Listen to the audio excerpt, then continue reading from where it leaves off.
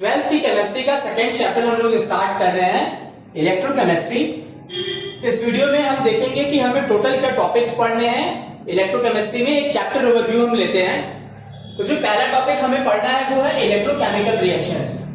हमने chemical reactions के बारे में सुना है, अब हम पढ़ेंगे कि इलेक्ट्रोकेमिकल रिएक्शंस क्या होते हैं, स्पॉन्टेनियस और नॉन स्पॉन्टेनियस रिएक्शंस क्या होते हैं। उसके बाद हम पढ़ेंगे इलेक्ट्रोकेमिकल सेल।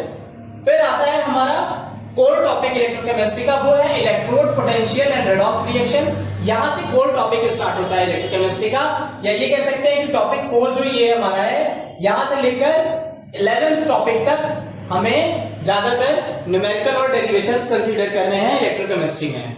थ्योरेटिकल पार्ट क्या है, टॉपिक 1, 2, 3 और टॉपिक 12, 13, 14, 15। लेकिन electrode potential and redox reactions, equilibrium constant, Nernst equation, ये सारे न्यूमेरिकल के टॉपिक्स हैं। इक्विलिब्रियम कांस्टेंट हम ऑलरेडी पढ़ चुके हैं क्लास 11th में, लेकिन यहां फिर से रिवाइज करेंगे क्योंकि हमें नस्ट इक्वेशन में इक्विलिब्रियम कांस्टेंट की जरूरत पड़ेगी।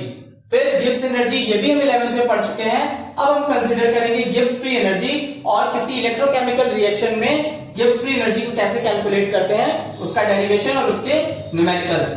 अब आता है conductance and electrolytic solution, conductance of electrolytic solutions. ऐसे सॉल्यूशंस जो इलेक्ट्रोलाइटिक सॉल्यूशंस है जिसमें फ्री आयंस है, उनका कंडक्टेंस कैसे निकालते हैं। अच्छा, जब सॉल्यूशन में कोई सॉल्यूशन है उसमें फ्री आयंस है तो जाहिर सी बात है वहां कंडक्टिविटी होगी आयंस के मूवमेंट की वजह से। तो 1 मोल सॉल्यूशन में क्या कंडक्टिविटी है, मोल्स ऑफ कंसंट्रेशन जब हमारा आयंस का डिफर कर रहा है, चेंज हो रहा है, तो कंडक्टिविटी पे क्या असर पड़ रहा है उसका, तो variation of molar conductivity and conductivity with concentration हमें पढ़ना है, मोलर कंडक्टिविटी पढ़ना है। फिर 11th टॉपिक है हमारा Kohlrausch law of independent migration of ions. Ions जब इंडिपेंडेंट माइग्रेट करते हैं किसी सिस्टम में, तो वहां पे उन आयंस का क्या इफेक्ट होता है, क्या इलेक्ट्रोमोटिव फोर्स होता है, क्या वहां पर एनर्जी जनरेट होती है, वो सब हम इस लॉ के थ्रू पढ़ते हैं, Kohlrausch law of independent migration of ions.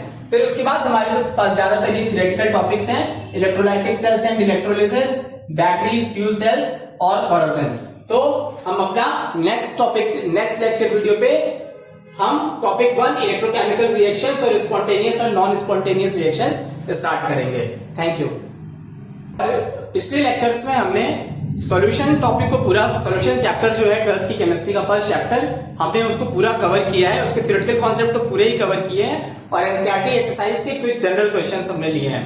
कुछ क्वेश्चंस रह गए हैं, उन क्वेश्चंस को हम, जिनको भी वो क्वेश्चन सॉल्व करने हैं, वो हमें हमारे ईमेल आईडी पर और हमारे व्हाट्सएप नंबर पे हमें मैसेज कर सकते हैं कि अगर उनको ऑनलाइन सेशन उसका करना है तो वो भी हम उनके लिए अरेंज कर देंगे। Thank you.